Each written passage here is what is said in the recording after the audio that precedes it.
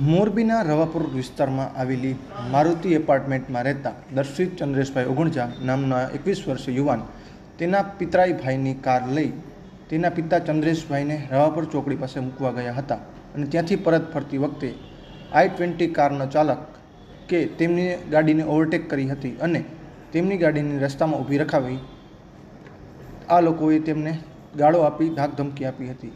જોકે તે સમયે દર્શિત ત્યાંથી નીકળી ગયો હતો. જોકે આરોપીઓએ ફરી તેનો પીછો કરી વૈદહી પ્લાઝા પાસે પહોંચ્યા હતા, જ્યાં યુવકને ઢોરમાર માર્યો હતો અને આશિષ હેમંત આદ્રોજા નામના શખ્સે તેના હાથમાં રહેલી છરી વડે યુવકને પગના ભાગે છરીના ઘા ઝીકી દીધા હતા, જેથી યુવકને ગંભીર ઈજા પહોંચી હતી. આ દરમિયાન દર્શિતભાઈના મિત્રો ત્યાં આવી પહોંચતા તેને છોડાવ્યો હતો અને ખાનગી હોસ્પિટલમાં સારવાર માટે ખસેડવામાં આવ્યો હતો.